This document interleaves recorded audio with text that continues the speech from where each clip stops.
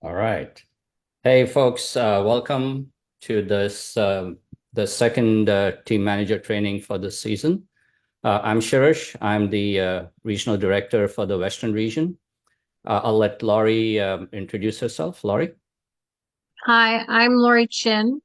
I am the Eastern Regional Director.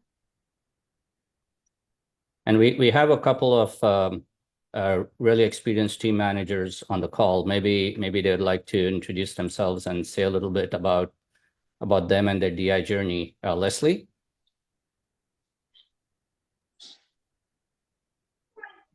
Hi. Um, I apologize. I had trouble with my computer, so switched to phone.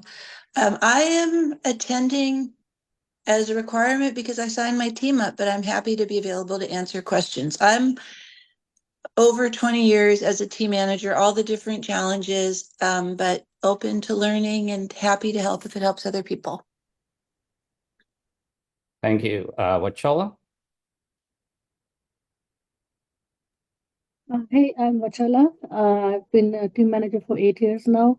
It's been a fun journey, and I promise that you're going to be coming back year after year if this is your first year.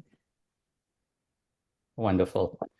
And we'll go through the rest of the folks as we kind of go through the training. So as I said, this is our second training, and today we are going to talk about team manager skills, talk a bit about the team challenge and the instant challenge. So feel free to interrupt me at any time, ask questions, share your own insights. This is meant to be very collaborative. And the whole purpose of these trainings is to help you as team managers and parents have a great time with your team and have a wonderful DI experience. Right. So do share your insights with us. All right. So as I said, this is the training plan we have put together for this season. We already did module 1. If you have not found the recording, you can go to our website, and from there you'll be able to see the recording for our first session. Today's session is on team manager skills and solving the challenges. As you can see, we are kind of going around. We're going to talk about interference, the creative process, project management, tournament prep, and a few open sessions. So we are roughly having about a session a month. There are a few months where we have more than one session. So this will take us all the way through to February before the regional tournaments in March. Okay. So one thing that we are doing this year is these trainings are based on material that DI has published as training videos, and also the roadmap document and the rules of the road document. And I'll show you again where to access them. So when we call out these videos and we call out these reading materials, I would highly encourage you to go read these chapters. There's a lot of great information and great detail in there, and it'll really help you as team managers as you work with your teams. So these are the things we are going to kind of cover. Of course, we're not going to go into all of the details. I would encourage you to read these offline. And if you have already read this and if you have questions or any questions, feel free to just stop us and ask them. Okay. So the first thing you should be aware as team managers are all of the resources that are available to you. And these are all the resources. I'm going to show you now how to access every one of them. We are going to talk about the team challenges, which is essentially the detailed description of the challenges that we have. Rules of the road, roadmap are two very important documents, and I'll show you what they are. The resource area is where you access all these. The learning management system is where we have all of the trainings from DI headquarters. And there's an instant challenge practice set that is available to you and that you can download and use to practice with your teams. Okay, so let me show you how to get to all of this.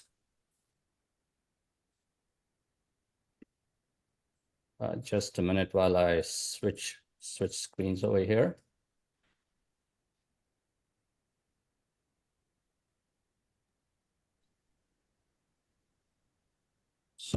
Just need to get myself.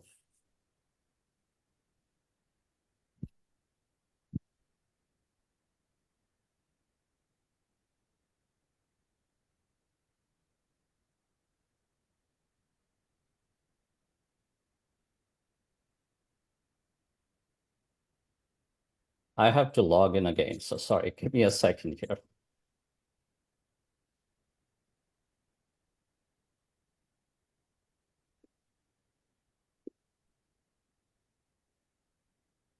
So the place where you want to start all this is our website, washingtondI.org. Let me bring it up here.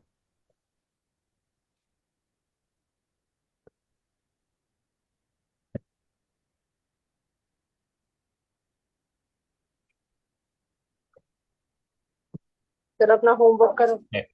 So wa-di.org is the place you want to start with. When you go over there, go over to the Team Managers tab. And you scroll down, you will see this sign into DI resources. So you really want you to remember DI resources. You go over there. This is the website, resources.destinationimagination.org, right? So if you can remember that, go ahead and bookmark that or go to our website, washingtondI.org. I'm going to log in.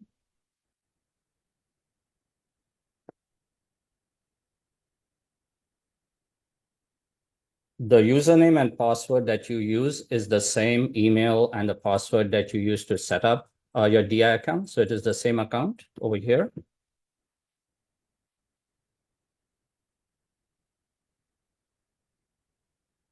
Just a minute, I need to find my password.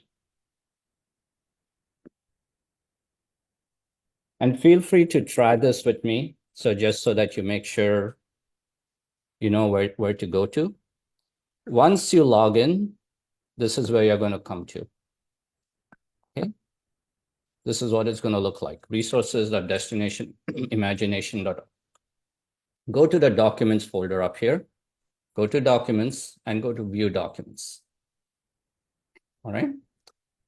This folder, challenge materials, you go to program materials and team challenges. This is where you download all of the challenges that are available for your teams to solve. Any questions so far? So this is the first thing you should do once you register, you get a team number, you finish a background check, go over here and download the team challenges. The rules of the road is right here. And then the roadmap. Any questions? So team challenges, rules of the road, roadmap. And I believe the instant challenge practice set is right here. So there's one for early learning, which is the Rising Stars. And then there is this practice set for instant challenge. Any questions so far? So 3 very important things: team challenge, rules of the road, roadmap, and then the instant challenge set is something you can also download. All right. So that's as far as the documents.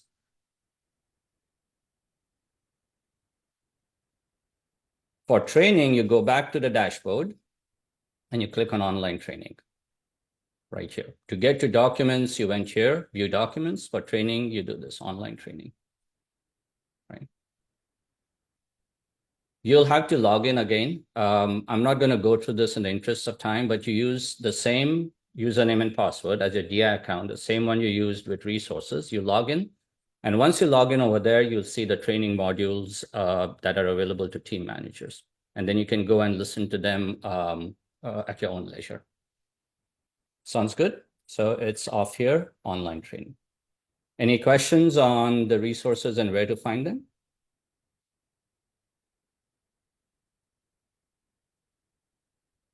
So there's a question on the chat. I see the quick start guide and the rules of the road, but not much else. Yes, you need to finish a background check, I believe, before you can see everything. So go ahead and do that. All right, so let's get back to the presentation.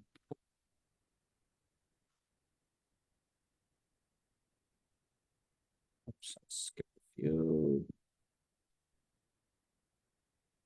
So I think we went through this. Okay, I have picked a few things to talk about that is very important for you to know as team managers. First of all, as you are teaching DI to your team members, you should familiarize yourself with the DI methodology, because it's very important that you teach the DI process in the right way to your team members so that they get the most benefits out of the DI program. And I'm going to walk through these. Laurie, Vachala, Leslie, if you'd like to talk to any of these, please speak up and add your insights. The first and foremost thing as team managers that you must remember, and you must also train your parents, is no interference. Our next training session is going to be on interference, and we will go into more details. But the thing to remember is the DI solution is the team's solution only. It is the team members who have to come up with the ideas. It's the team members who have to build the solution. There's absolutely no interference allowed by anybody else, the team managers, the parents, the siblings, uncles, aunts, neighbors, absolutely no interference.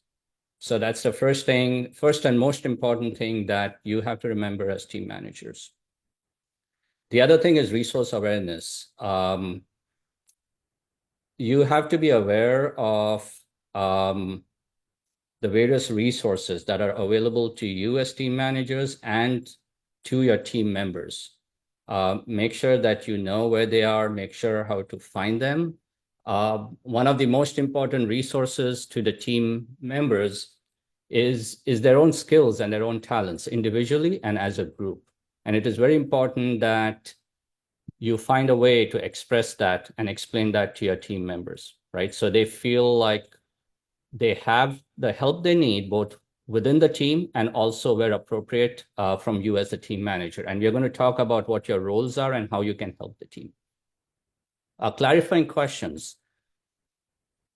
Be aware that if you have questions about, or if your team has questions about the challenge, they can ask you as team manager to clarify something with respect to the rules. They can, with respect to the challenge, also submit questions which the International Challenge Masters then answer. And there's a process to do that. That process is explained in the literature that I had at the beginning of the presentation. So clarify, it is important to remember that you have a way to clarify questions that you may have about the challenge. Make sure you do, because if you turn up at the tournament without understanding the rules or doing something that the rules do not allow, then you will not be allowed to present that part of the challenge. And that is not a good thing to find on the day of the tournament, right? So clarifying questions is a very important aspect about teaching DI. Rapid ideation and implementation. DI is about the kids coming up with ideas and iterating and trying things out and failing, and then trying something new and iterating and failing and so on, right? So it is very important that you teach the team members about this process. It's also how we do things in the real world. When you have a project, right? You come up with ideas, you try it, doesn't work, change something, try it again, doesn't work, change something, right? So that's how the solution is to be built. It's rapid ideation and implementation.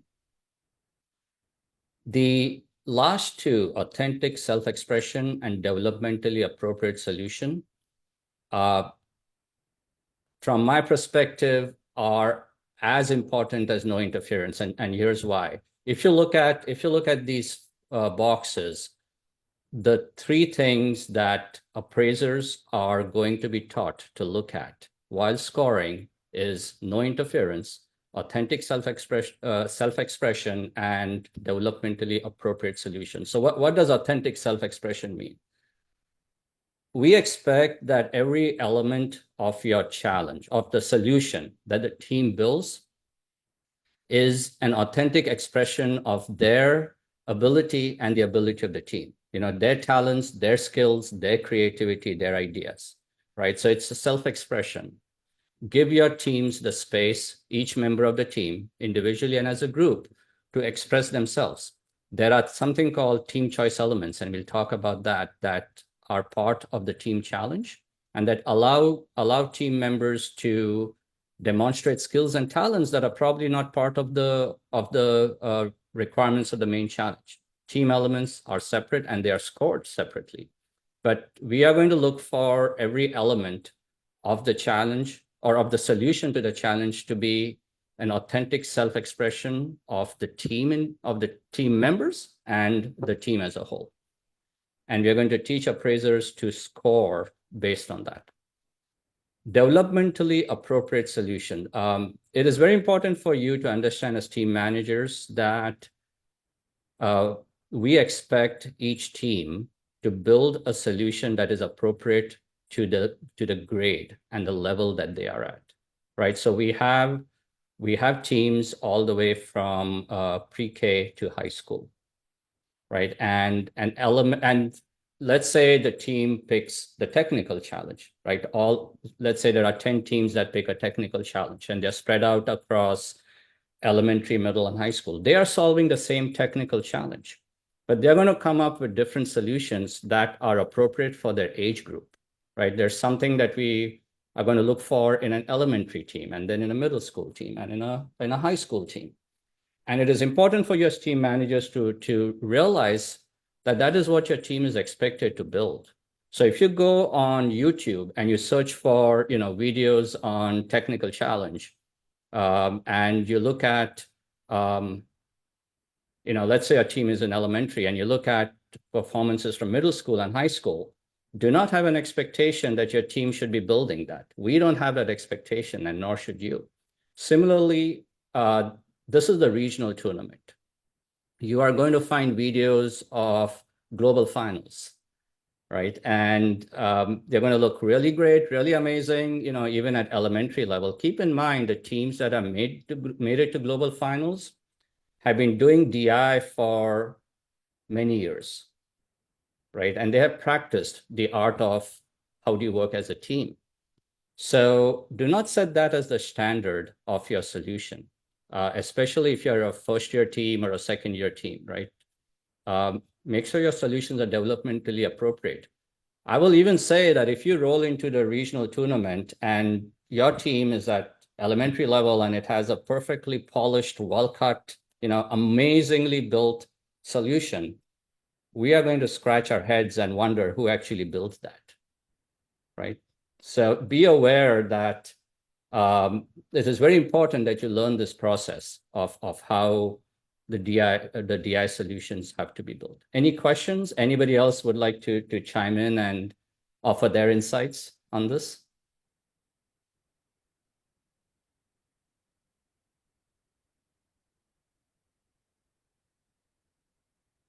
We good? And Leslie makes a very important point there. It's process-based, right? This is the process, and teams will grow between tournaments. That's absolutely right. If this is your first year or even your second year of going to the regional tournament, and if you get an opportunity to go to state or even globals, at each level, your team is going to be looking at other teams and their solutions. And, they're going to have those aha moments by watching other teams, and they're going to grow between tournaments. So we absolutely expect that to happen, right? So that should take away a lot of the stress. I personally believe. I was a team manager for 16 years. Once you as a team manager tune into that aspect, it takes away a lot of stress from being a team manager, right? Let them just grow and express themselves in their authentic form. All right, let's move on. Role of a team manager. So there are many different roles of a team manager. And chapter 3 in the roadmap has a lot of this information. I would highly, highly encourage you to go read that, especially if you are a new team manager. DI, I think, does a great job in the roadmap to explain this and give you tips and advice that will take away a lot of your stress. So let's start with the top left, creativity catalyst. What does that mean? So DI is a creative competition, right? We are looking for creative solutions, and your role as a team manager is to learn how to get your teams to think creatively by asking them open-ended questions, not answering the solution to the, not providing a solution to the problem, but by asking them open-ended questions, right? And if you go look in the roadmap, chapter 3, there's actually great questions that you can use to ask your teams. But you are the creativity catalyst. It is, in my opinion, it is your responsibility as a team manager to help your team, each member of the team, individually and collectively, to recognize their own talent and their own skills and bring that out. You as a team manager should be doing that. You are the creativity catalyst. And again, as I said, go to the roadmap. A lot of great ideas on how you can do that, even if you have never done this before, right? It's all laid out there for you. You are an educator, which means that you are required and expected to teach the team members skills that they can then use to apply to their solution. You know, a lot of time people ask me, hey, can I teach the kids to, you know, to do some carpentry? Absolutely. Can I teach the kids to do some stitching? Absolutely. You cannot build a solution for them. You cannot stitch their costumes for them, but you can certainly teach them how to stitch, and then they have to go do it themselves, right? So please use this. Can I add a little bit to that? Please go for it. It really should be after they ask for it. They need to show interest in something. Hypothetically, if they wish to build a remote control car, you'd wait till they started and asked you how to do it. You wouldn't say, oh, I'm going to teach you how to build a remote control car for your solution. It needs to be generated and directed by kids. That is a great point. Thank you, Leslie.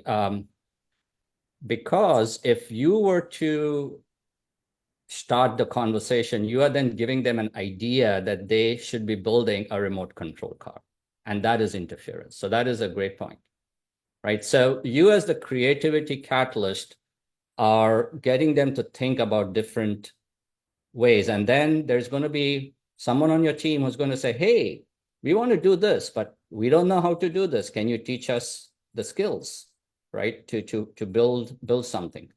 And that's where you come in, right? So that's a great point. That's the educator. Challenge expert. You are the internal challenge expert, which means that you should read the rules of the challenge. You should understand the challenge your team's going to solve and interpret it and be able to explain it to your team members. Elementary level kids will need more explanation than high school. You know, by the time they get to high school, especially like 9th, 10th, 11th, 12th, or maybe 10th, 11th, 12th, they don't even need you in the room. They have it all figured out, right? But for the younger kids, you should explain the challenge and the rules to them. And if they don't understand something, and if you don't understand something, remember, clarifying questions. You can always reach out. You can come to these meetings and ask us questions, but we will not answer challenge-specific questions. We will direct you to submit clarifying questions, right? But you are the internal challenge expert. And an interference deflector. We talked about interference. One of the most important roles that I feel a team manager struggles at is interference from the parents. Okay, we have all seen it. We have all done it. Okay, I would say the first couple of years as a team manager, I interfered. I'll say that because we don't understand the difference, right? It's a very fine line, but it is your responsibility as a team manager to manage the parents. Well, first make sure you don't interfere, and then don't let the parents interfere. And I would very highly encourage that you have a parent meeting at the beginning of the season. And there is a video on interference on the DI training website. I would highly encourage that you sit down with the parents and go through that video. And then I would actually also ask that the next session, please have your parents attend that session. We are going to talk about interference. Why is this important? We have had cases where there's been interference, the team shows up at a tournament, and we will dock the team for points. And the reason we do that is not because we want to be harsh, but because we must maintain an equal playing ground for all teams, right? So we have to maintain that. We have to judge the teams in the same way. So if we detect interference, much as we don't like it, we will deduct points, and those points might make the difference between your team advancing or placing, right? And it's not a good place to be in. So it's very important that you understand interference and your parents understand interference and don't do it. As Leslie said, parents are great resources, but they are not a resource to solve the challenge. Okay, so please do keep that in mind. Can I add something to the interference? Please go for it. So in the beginning of the season, I host a parent dinner or a meeting, which is like if it is first year for the team member or the parent, we explain to them what is DI and what is interference, and that way we also introduce something to them, like, because we want to keep the conversation not the parents to be interfered.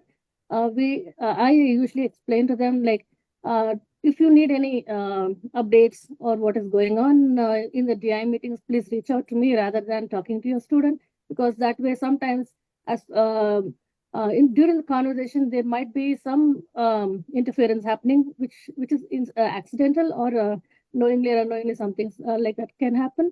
And as team managers, we wouldn't know what is going on. So it is better to have a parent meeting in the beginning, and then once in a while, like once in a month or so, give them updates on what's going on, so that you can avoid all the interference happening, or in a form for that matter. Absolutely. Yep. Thank you. Those are great points. And then a cautionary piece is if kids are working on things at home. If a child's finishing up a costume or again working on that imaginary remote control car, the parents need to be very, very clear that this is different than other projects. Exactly. Yep. And if you're not sure, please reach out to us. Come for these meetings or send one of us an email and say, hey, we are not sure about so and so. Could you clarify? And we'll be happy to do that. Keep in mind, we have all gone through this process as team managers. Laurie, Leslie, Vachala, myself, we have all been team managers for a long time. And we know what you're going through, and we're here to support you, right? We just want to make sure that we support you in the right way so you can support the team and they have a truly, truly amazing DI experience, not just in 1 year, but for multiple years, right? So do reach out to us. Okay, so before you meet your team, you have a bit of homework to do. Just to make sure you're prepared, right? It can sometimes be quite intimidating. You have your first meeting, especially if this is your first or second year as a team manager. There are kids you have not met. Everyone's running around the room, jumping on sofas, whatever, right? Doing all kinds of things. In my first year, I had a team, and there was one person on the team who never wanted to sit down. Like, she just couldn't sit down. She would run round and round. And I realized after some time that that's where her best ideas came from. She was the kind of person who had to be on her feet to think. And, it always helps before you run into these meetings to prepare, right? Do your background checks, the youth protection. These are kind of the formalities that DI requires. Go through the courses. I've gone through them. There's some really great information. And then read the rules of the road, the roadmap, and the challenges. Be prepared. I think it'll make your job much easier. And I'll show you some sections from these documents, which I think will convince you to spend the time to go do this. Okay. So the meetings, and this is where I'm going to take you to the roadmap. to kind of to zoom out and give you a sense of how you want to plan the season. Think of solving the Destination Imagination Challenge as a project management task out in the real world. That's really what it is, right? If your team starts this in September, there's roughly about 20 weeks if you meet once a week, right?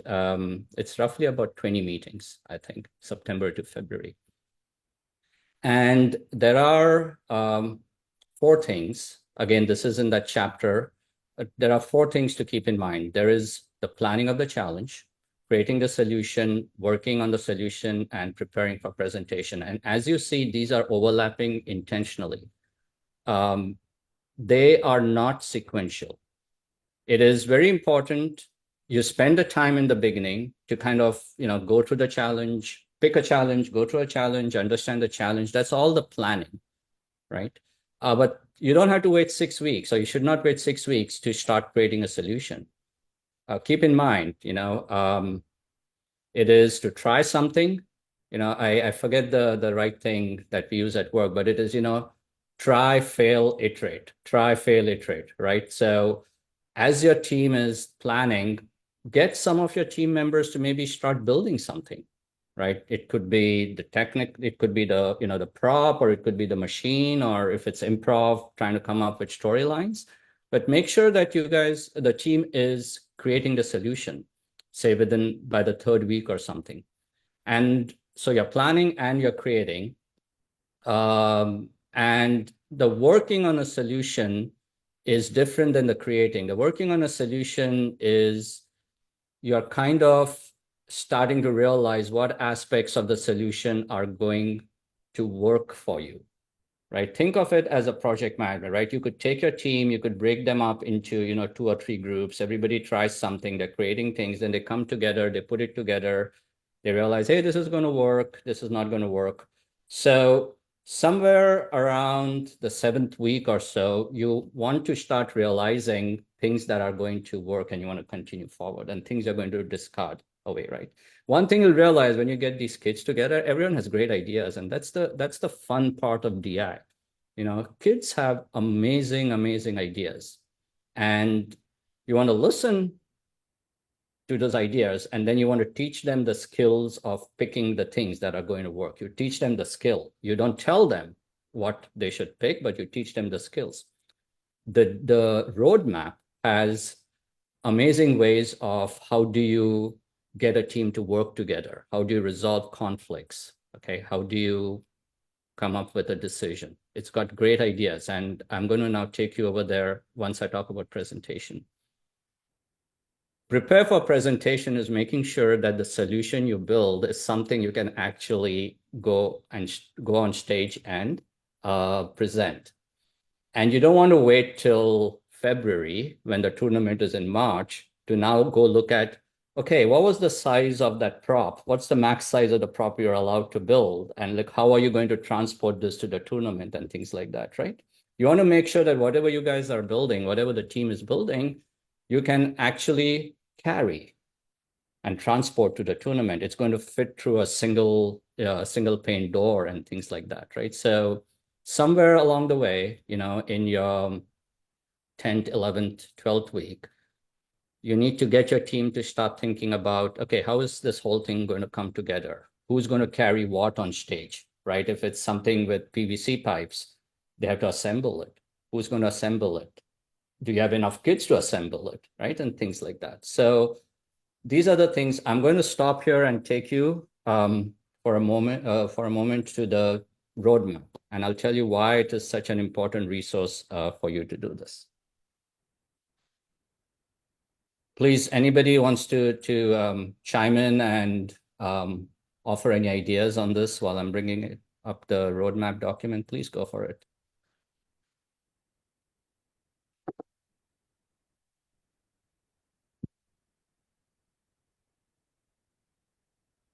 All right, so this is the roadmap.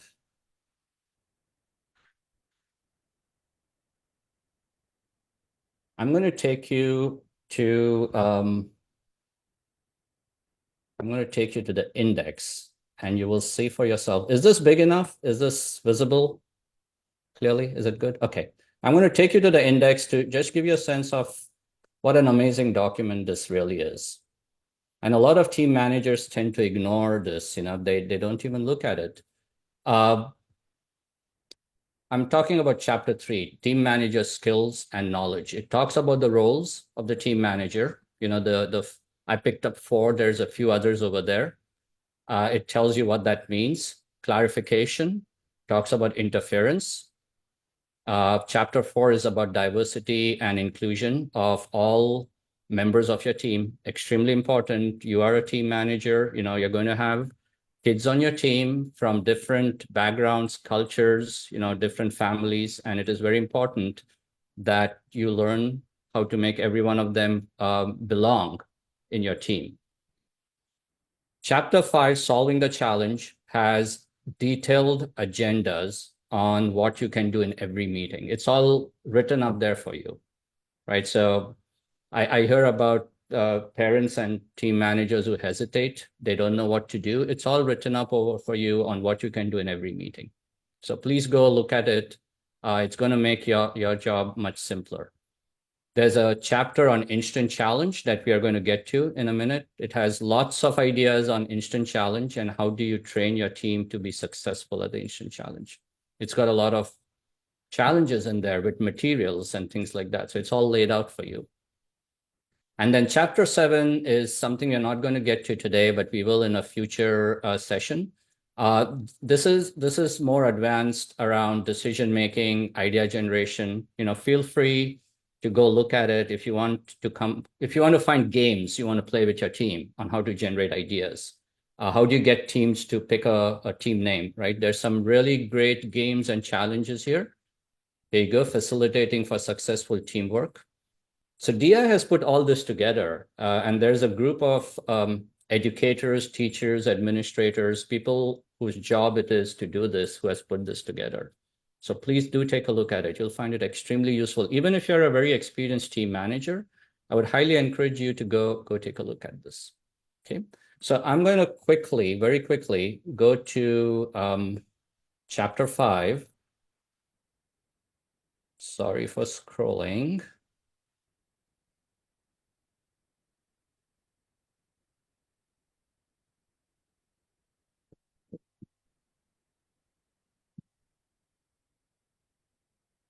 I think I'm in chapter 5. Here you go. Chapter 5, Solving the Challenge. So there's a lot of great information here. I want to quickly show you the templates. So it tells you what to do in each meeting, and you can use as much or as little of this as you want. Okay, so go take a look at this offline and let us know if you have any questions. There will be something in here for every team and every team manager and every situation. Okay, you might be in December and your team has not come up with a solution and everybody's kind of like, total chaos. Remember what the first slide said, DI is turning chaos into creativity. There will be examples here of what you can do in those last 8 meetings. There's actually a section here. If your team met only 8 times, what should you do in each meeting? It's in here, right? So do go ahead and take a look. Okay, in the interest of time, I'm going to keep going.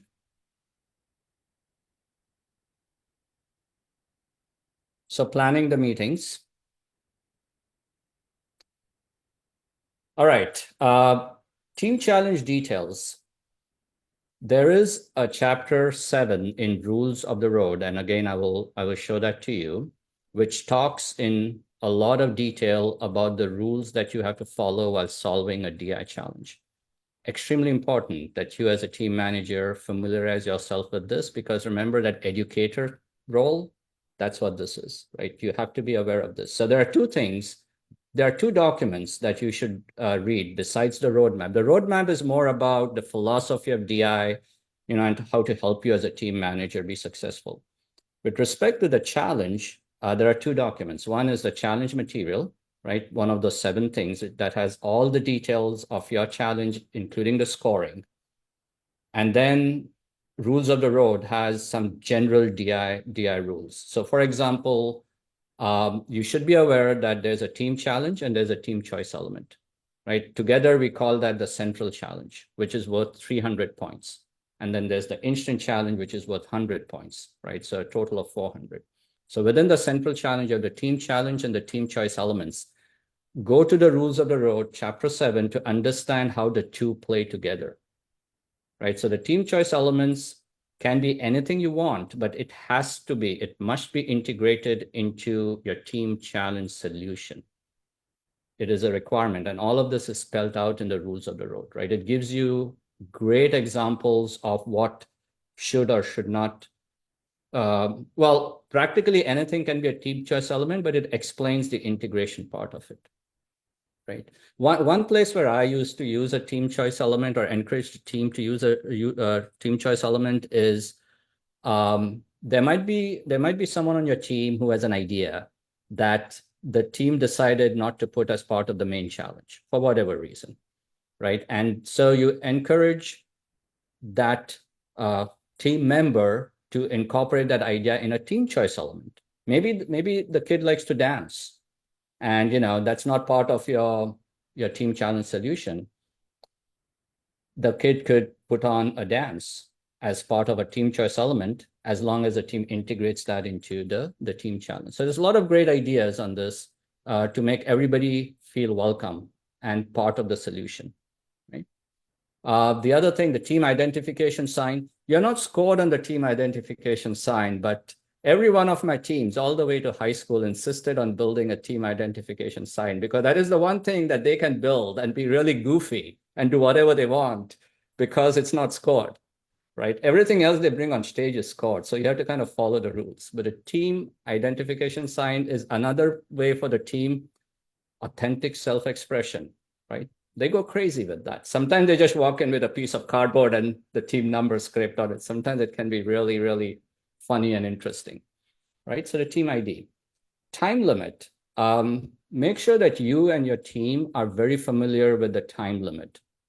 Or the budget is there separately, but a time limit, you have to solve the challenge within a certain amount of time, right? You also need to be aware of the time you have to get your solution ready before you walk on stage, right?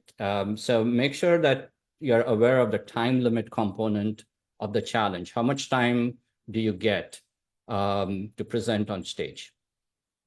Audio video technology. So yes, you can use audio technology, you can use video technology, but it is highly, highly encouraged that your solution not be automated, if you know what I mean, right? If you walk on stage and you present an amazing performance based on audio and video, it's not going to get scored very well, right? The whole point of audio video technology is as a supporting medium, but it is not meant to be the main part of your solution, right? Creativity is what you're going to get scored on, right? So you're not going to get a great score if you walk on stage and you play a song that is already recorded. But if you walk on stage and you actually perform the song on stage, that's going to get more points. We talked about clarifications, general safety. Make sure you read the rules of the road, chapter 7. It talks about what you can and cannot use in your solution, right? Like dry ice, for example. No, it's not allowed, right? And there are certain things you cannot do. You cannot have a solution that scratches the floor. There was one team last year that was not allowed to roll their pinball machine onto the gym floor because it was scratching the gym floor. And the appraisers had no option but to tell them they needed to pick it up, something the team had not planned for because they did not read the rules of the road, right? So if your wheels are going to scratch the gym floor, we will stop you and your team will have to pick it up or whatever, right? To get it in. There are other things about general safety that you should be very well aware about. There will be site-specific rules about things you can and cannot do, and we will publish those prior to the tournament. So do read chapter 7 rules of the road. Copyrights has to be your original solution. not only will you not be scored, but you're not allowed to use copyrighted information. Okay, so please do not put yourself and DI in an uncomfortable situation by bringing in copyrighted solution. Budget and expense report, be aware there is a budget for each challenge. It is there in your challenge material, and you have to build your solution within the budget, and you have to submit receipts. Again, we are not trying to be harsh, but we have to make sure that all solutions, are judged at the same with the same playing field. And a new one this year, the use of AI. We live in a world of AI, don't we?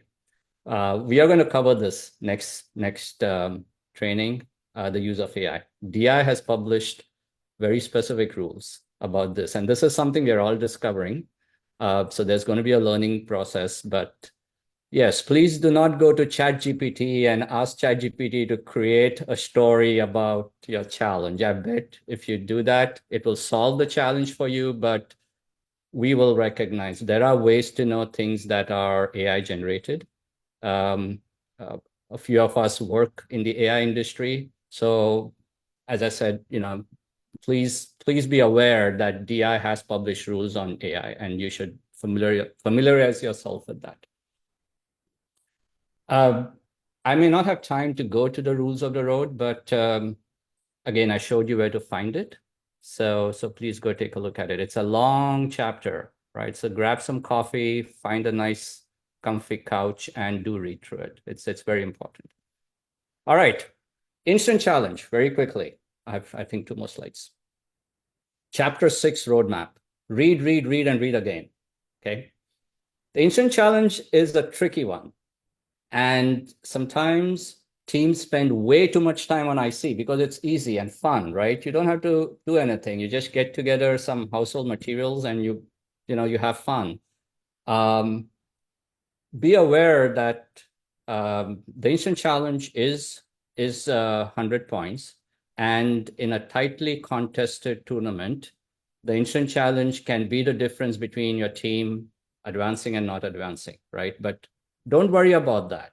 The point is it's important, but it's not as important as the central challenge. So make sure you don't spend all your time doing IC. It's generally recommended that every meeting you do at least 1 IC. But you reach December and your central challenge is not being built, you better spend all your time on the central challenge at that point of time, right? It's 300 points. So the most important thing that I found as a team manager for instant challenge, and I didn't make this up, this is in the roadmap, is team roles, okay?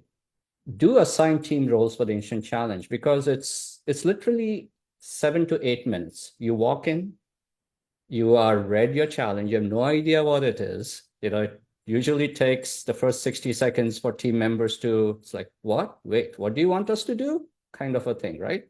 And 8 minutes, it's over. So it's very important to have roles. I'll start with the task manager. The task manager is, if it's a task-based instant challenge, we have to build something. The task manager is somebody who's kind of thinking about all of the things that you need to build and bring together. Like, let's say it's a tower. What are the different components of a tower, right? Somebody in your team needs to be good at recognizing how do you build a tower. Performance manager, similar role for a performance-based challenge. If you have to do a performance, making sure your story has a beginning, middle, and end. That's the role of the performance manager, always asking, hey, what's our beginning? What's our middle? What's our end? Does our story make sense? Right. So these are things you can train for during your season, right? From September to February. Timekeeper. The timekeeper, you cannot take a watch into the instant challenge, but the timekeeper can always ask the appraisers how much time you have. Very important, depending on your team and how they are doing, 8 minutes can be very long or it can be very short, right? So the timekeeper is always keeping the team on track, saying, hey, we have 30 seconds left, right? Or we have 2 minutes left. Materials manager. This is when you're given a bunch of materials, it's not unlimited. You're given 3 Chenille sticks, that's all you have. Or, 2 paper clips, that's all you have. You break one of those clips, you cannot ask for one more. So the materials manager is kind of overseeing the materials and making sure that they are used in the most effective manner. Sometimes the challenge say, the more materials you use, the more points you get, or things like that, right? The materials manager is kind of watching over the materials. The score manager, extremely important. The score manager understands how your solution is being scored. There's very precise scoring, and the appraisers are trained to look for that. You might have the greatest performance, but if you don't hit the scoring elements, you're not going to get scored. You still have a lot of fun, which is very important, but you're not going to get higher score. So a score manager is always making sure that the solution that is being built is hitting the scoring elements, and saying, hey, we forgot this, or wait, we don't need to build something more than 6 inches. That's good enough. Now let's work on something else, right? And the flex team member. The flex team member is the floating person. I also call the flex team member the panic button. Always had that in our team, the panic button. The flex team member, 30 seconds left. It's a task-based solution. Your tower is collapsing. Okay, that's not a time to have 7 team members and 14 hands trying to build a tower. At that point, it's probably good for one person, one team member who can think calmly, who has good hands, who can move fast, to go put whatever they can together in the 20 or 30 seconds that are left, right? And the flex team member is kind of like stepping back, kind of watching everything, because everyone else is kind of focused on individual things, right? So flex team member. So I would highly encourage you, this is explained in the roadmap, chapter 6. I would highly encourage you should not be the one assigning these roles to your team members. That's interference. You have to get your team to recognize their individual strengths and get the team to decide who should be what. Okay, that's why DI is so great. It's great for the team members, and it's also great for you, right? So get them to realize their individual strengths. And that little unbalanced slide I have, it's intentionally unbalanced because the IC is literally 8 minutes or 7 minutes. And you have to find the fine line between planning and executing. You don't have 7 months, sorry. You have 7 minutes, right? So when do you plan and when do you execute and what do you try and so on? Your team needs to get good at really, really thinking on their feet, right? So you have to understand the challenge and you also have to solve the challenge in the time that is allocated. All right, so that's the IC for you. So that's the end of some of the things that I had for you from chapter 5 and chapter 6 of the roadmap, all about team manager skills and setting up your team for success to solve the main challenge and the instant challenge. And then the rules of the road. Do you have any questions before I kind of go over a few formalities? Any other comments? Leslie, Laurie, Vachala, anybody else? Can I add something to the team assigning team rules? Mm-hmm. So for the instant challenge, as you can see, there are 6 different roles you can the team can play on. Sometimes there can be 2 or more people who are willing to do timekeeper or score manager or something like that. So in order to resolve those kind of scenarios, what I would do is we do a fun game of auditioning for that role if there is more interest. So we just do 1 or 2 instant challenges and see who is able to bring their strength out maximum, and the team itself decides, oh, hey, okay, I'm stronger in this area and I'm stronger in this area, and they themselves come out with the final decision that, okay, this person is ideal and this person is ideal for this scenario, and that way everybody gets a better job assigned to them, and then they refine over a period of time in that field or area. Yep. Absolutely. Thank you. That's a great point. Yep. And it's a learning experience for the kids. And I would add to that, along those lines, it can change. Somebody could start with a role and then a week later, 2 weeks later, it's fluid. It doesn't need to be the same all season. Exactly. And as the kids watch each other, and this is true even in the central challenge, but we'll kind of talk about this a little later on. Kids, as they watch each other, get familiar and comfortable with multiple roles. And it's possible on the day of the tournament, if somebody, doesn't show up or whatever, or doesn't feel like they want to do that role, there's always a backup, right? But those are some more advanced techniques. Yeah, so have your team practice this and have them tried. And as Leslie said, it can change as well. As what Chala gave some great ideas, it is all about building consensus, right? Successful teamwork. There's a whole chapter on that in Roadmap. All right, we have a couple of minutes left. Important dates. December 16th is the deadline for registering for the Western and the Eastern Regional Tournament. So do keep that in mind, and we'll remind you as we get closer. For the Western region, we'll have a in-person IC workshop. And on the same day, we will also have the appraiser training. It's probably going to be the last week of Jan or the first week of Feb. We are still working that out, but it will be on Mercer Island. Laurie, when is your appraiser training? Do you know? I believe it's around the same time, but we'll bring the date in case you don't know. I'll double check on the exact date, but I believe it's the first Saturday in February. Okay. The reason this is important, team managers and parents, is that each team has to provide a team volunteer. We'll talk about that, but I'm kind of putting it out there. And that team volunteer has to attend the appraiser training. It's a requirement for the team to take part. So just kind of start looking for that person, and that's the timeline. The Western Regional Tournament is on the 1st of March on Mercer Island. And the Eastern Regional Tournament is the 8th of March at Richland High School, right? So those are the first 2 weekends. That's what your teams are working towards and preparing for. And that's a fun, whatever you do, make sure that you allow them to have a great time at the tournament, right? It's not about winning or losing. It's about going out there and showing off all that they have worked for. And we'll talk about that come January and February. For teams that advance to the affiliate tournament or the state tournament, 22nd of March in Kennewick, and then the global finals in Kansas City on the 22nd of May. Okay, so these are the important dates.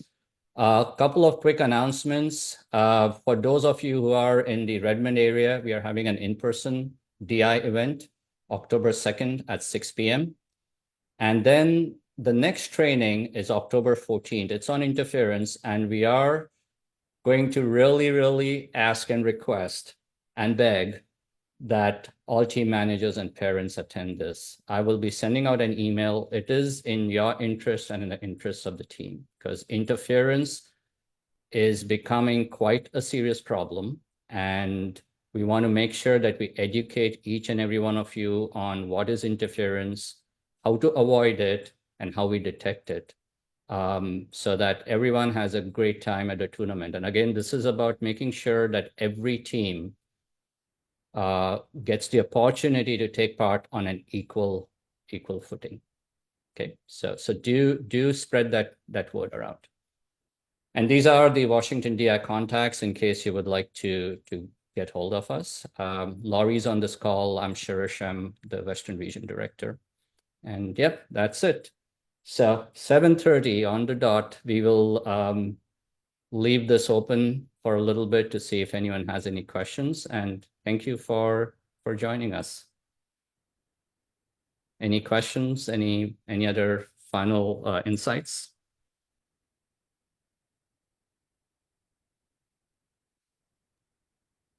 Thank you so much, Shirish. This is Sarojini. This meeting was quite helpful for me. And this is my second year. And last year it was very exciting and we had a very good experience. This year kids are really excited. And we are very hopeful this year we will doing something, kids will doing nice and wonderful things. Thank you so much for this meeting. It was really helpful. Absolutely. Thank you. Yeah. And there's a couple of questions here. Let me make sure I get those. The training on interference is on Zoom. All of the team manager trainings are on Zoom. They're not in person. So, you can dial in from wherever you are, right? So please ask all your parents and any other team managers who are not on this call to come attend that. Yeah. Is there a recording of the 919 training? Yes, there is. And if you go to our website, if you go to the same page I showed you, there's a link there that takes you to the Washington DI Facebook page, and we post all the recordings on our Facebook page. Wachala, Leslie, Laurie, maybe you can take some of the other questions while I look for that link so I can show you. There's a really good question about the early learning teams, Mhm. and they are an exhibition. They're not competitive, but if it's a team you're teaching and trying to educate the parents, you do want to follow as many of the rules as possible. The solutions, the challenge is simple. It's written especially for kids, kindergarten to second grade. So it's very much geared to it. I would bring those parents on board from the beginning on the whole DI process, though, if you can. Yep. So please feel free. I'm still bringing this up. I'm going to our website. So we go to the Team Managers tab. Down here, there's a link to the Washington DI Facebook page. I have not clicked on this, but let's all go look at it. Oh, you have to log in. I don't have a Facebook account, so I can't log in, sorry. But if you go to the Washington DI page, the video recording is there. I'm wondering if there's a way for you to see it if you don't have a Facebook account. Let me talk with Cynthia. Cynthia is our communications director, and I will send an email around with the link to that recording. But all trainings are recorded. Is there anything else in the chat that we need to cover?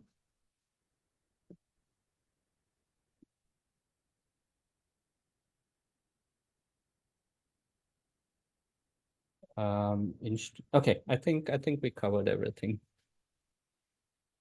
Great. Well, thank you, everybody. Have fun with your teams, and keep in mind we are all here to help. So feel free to send me an email anytime you have questions. We also have a youth committee who is willing to mentor you and your team members. These are high schoolers, 9th to 12th grade, who have been doing DI for a very long time. They are active team members. They are like your team members, except they have gone through this process and they have become very good at it. Not only do they understand the process, but they have learned to apply it. And almost all of them, I believe, have gone to global finals and are even placed in the top 3 at global finals. So we have a wealth of talent here, even amongst the youth in Washington, DI. And they are willing to mentor you and your kids while applying the non-interference policy. I would highly encourage that you do take advantage of them. If you want to talk to them, that's their email, youthcommittee@washingtondi.org. So do reach out to them. Can I add just a cautionary thought? For first year teams, for any team, going to global finals is not really the goal. The goal is completing the process. I have a team, it's their 3rd year this year, and they, from the get-go, because of the expense, the time, school, et cetera, they've made the decision not to ever go to globals, but just to fully participate in Washington. So the point of DI is not getting to globals, it's solving the solution, growing as a team, developing skills, and really learning about process-based learning. Globals is wonderful, but to just dial it back to this meeting, this week, today, especially with a new team.